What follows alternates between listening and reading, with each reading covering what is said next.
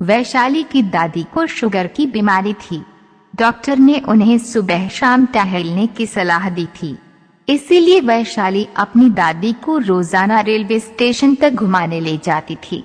वैसे तो हरिपुर गांव की रेलवे स्टेशन खाली पड़ी रहती थी, लेकिन एक दिन वैशाली और उसकी दादी को रेलवे स्टेशन पर बहुत चहल पहल दिखाई दी और तभी दोनों को स्टेशन पर खड़ी कुछ औरतें बुलाती हैं।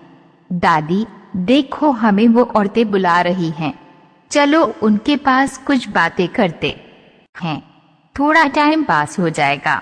इधर वैशाली के माता पिता दीनदयाल दोनों का इंतजार कर रहे थे। दीनदयाल, माँ जी और वैशाली कहाँ रह गए? माँ, मुझे चिंता हो रही है, आप जरा देखने चले जाइए। दीनदयाल वैशाली और अपनी माँ को देखने जाते हैं। तभी वो देखते हैं कि दोनों रेल की पटरियों पर पड़ी हैं और उनके सर पर चोट के निशान भी हैं। सपना और उसके पति रमेश आज पहली बार अपने भैया दीनदयाल के नए घर हरिपुर जा रहे थे। सपना, अजी जल्दी चलिए, हरिपुर मात्र एक ट्रेन जाती है और वो भी छूट गई तो हम वहाँ नहीं पहुँच पाएंगे। रमेश, हाँ बस तैयार हो गया, थोड़ा खाना खा लूं फिर चलते हैं। ट्रेन सपना और रमेश को रात के 11 बजे हरिपुर स्टेशन पर उतार कर चली जाती है। तभी एक अजीब सा बूढ़ा आदमी जिसका शक्ल डरावना सा होता है, वह चाय लिए उसके पास आता है और चाय के लिए पूछता है। सपना चाय के लिए मना कर देती है और दोनों कुछ और आगे बढ़ जाते हैं। अब एक औरत उनके पास आती है। औरत के चेहरे पर घाव के निशान होते हैं और पैर उलटी थी। उसे देखते ही सपना और रमेश तेजी से दौड़ते हुए भागने लगते हैं। सपना और रमेश स्टेशन के बाहर निकल जाते हैं। सपना का भाई दीनदयाल वहां पर दोनों का इंतजार कर रहे होते हैं। दीनदयाल दोनों को लेकर घर आता है।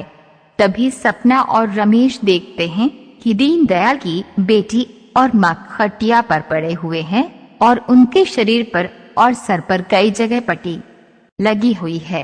दीनदयाल, क्या बताऊं बहन, जब से इस गांव में आए हैं तब से हमारे घर कुछ भी अच्छा नहीं हो रहा है। सोचा था कि हमारे दादा परदादा यहाँ रहे हैं तो हमें भी शहर से वापस आकर यहाँ रहना चाहिए।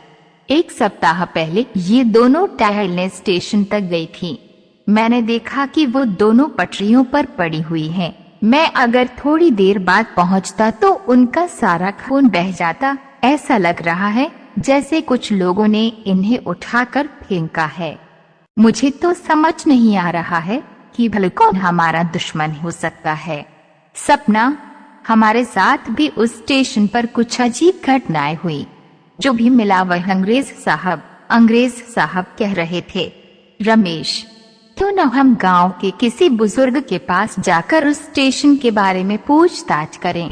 रमेश, सपना और दीनदयाल तीनों गांव के सबसे बुजुर्ग व्यक्ति चुन्नीलाल काका के पास जाते हैं। चुन्नीलाल, ये घटना इतिहास में दर्ज नहीं है, मेरे जैसे कुछ गिने चुने ही जानते हैं। दीनदयाल, तुम्हारे दादा ठाकुर भीम सिंह अंग्रेजों के बंगलों पर नौकरी करते थे। आजादी की लड़ाई चल रही थी। 1940 में गांव के अंग्रेजों के खिलाफ मोर्चा निकला तो तुम्हारे दादा ने अंग्रेजों को खबर कर दी। वो अंग्रेजों के साथ मिल गए। जब अंग्रेजी सैनिक आए तो क्रांतिकारी स्टेशन पर छिप गए। अंग्रेजों ने स्टेशन पर खूब गोला बारूद बरसाया और फिर सारे क्रांतिकारी मारे गए। तब से उनकी आत्माएं स्टेशन पर भटक रही हैं। अगर तुम अपने परिवार की सलामती चाहते हो तो इस स्टेशन पर शांति यज्ञ करवाओ। दीनदयाल गांव के लोगों को बुलाकर घोषणा करता है। दीनदयाल, मैं अपनी जमीन गांव में एक म्यूजियम बनवाने के लिए दान करता हूँ।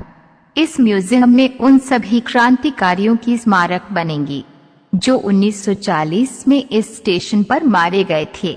दीनदयाल गांव में म्यूजियम बनवाता है और फिर स्टेशन पर शांति यज्ञ करवाता है और फिर उसके बाद से हरिपुर स्टेशन पर डरावनी घटनाएं होना बंद